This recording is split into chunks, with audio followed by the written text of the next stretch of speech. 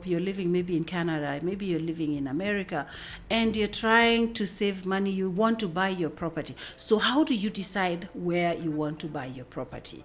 Property means either you're buying a plot or maybe a place where you can build a house. Maybe you're buying a house, maybe you're getting into real estate, maybe you're going to buy a business. So the issue is, if that is your property, where is it profitable for you as a diaspora? Where is it profitable for you as a diaspora when you're going to buy that property? Where? I mean, the question of where. Where am I going to get property that is fitting my needs because we have a problem as Africans, not just, I don't know if other nations or other races have the same problems. We are communal. So some of us, we buy things because others are buying. We may hear, oh, so-and-so has bought a house, I don't know. Let's say, for example, in Mombasa, in Kenya. And then you, although you really have nothing to do with Mombasa, you decide also to go and buy land in Mombasa. And the question is, how profitable is it for you to buy a house in Mombasa when you really have just nothing to do with Mombasa? I mean, you rarely go there, you have no relatives there, you have no use for that property over there. So why are you buying that house in Mombasa? Why? For what reason are you buying a house in Mombasa if you have no profit, you have no gain for it, you have no use for it? The first thing is to ask, why am I buying this? Why am I buying this?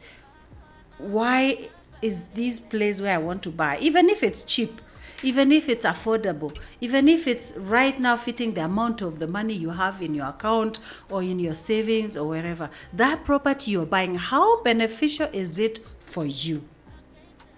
How beneficial is that house that you're going to buy for you? Or maybe, let's say some of us, by the time we manage to do these things, to buy or to build a house or to buy plots or whatever, we may not be able to enjoy it ourselves, but our future generations. So the question is, I'm buying property, I'm thinking of the future generation. How connected are my children with my homeland wherever I'm buying that property? How are the future generations connected to that property or the place that I'm planning to buy my property? This is a question we need to ask. You cannot just go and buy blindly just because you went to a meeting and someone was offering property and you decide, I have that amount of money, if it's 1 million or whatever right now in my account, so I buy it. No, you have to think about it, because I think there are so many of our monies that are lost just like that. Some of us, we may decide to buy property, we don't tell anybody because we are also a very secretive whatever. No one knows. And then what happens to that property if I die? If it's nowhere where my relatives are, if maybe my children are not even interested in that area or even with ever going back to the country to live there. So why buy a property that is potentially not going to benefit anybody? For what? Why would I buy property without second thoughts, just because it was affordable, just because it was something that they praised and they said, it's so nice, it's in such a beautiful location. Beautiful location for who? Is it a beautiful and affordable, beautiful location and practicable location for you, or just for the seller who is selling that property? Think about it.